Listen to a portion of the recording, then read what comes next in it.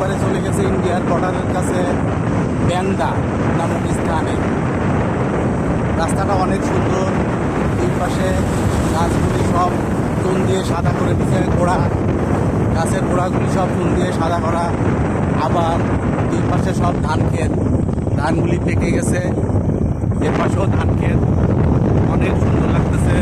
আমার বন্ধু কবি MNS কুটি আর আমি দুজনে আজকে বিকালবেলা ঘুরতে বেরোলাম জীবনকে একটু উপভোগ করার জন্য, জীবনকে একটু বিনোদন দেওয়ার জন্য। আমার তুর্কি এখন গাড়ি চালাচ্ছে আর আমি তুর্কির পিছনে বসা আছি। আমার দোস্ত খুব ভালো গাড়ি চালায়। এই যে বিকালবেলা সূর্যটা দেখা যাচ্ছে, কত সুন্দর, কত সুন্দর চারিদিকে পরিবেশ। গ্রামের মানুষ যারা গ্রামে বড় হয় তারা বুঝতে পারে না, তারা মনে করে আমরা কষ্টে আছি, আসলে তারা প্রকৃতির মাঝে বেঁচে আছে, তাদের আয়ু অনেক দীর্ঘ হয়। আর শহরে যারা বড় হয় তারা এইসব প্রকৃতি সম্পর্কে জ্ঞান রাখে না এবং তারা বোঝে না যে প্রকৃতি কী জিনিস।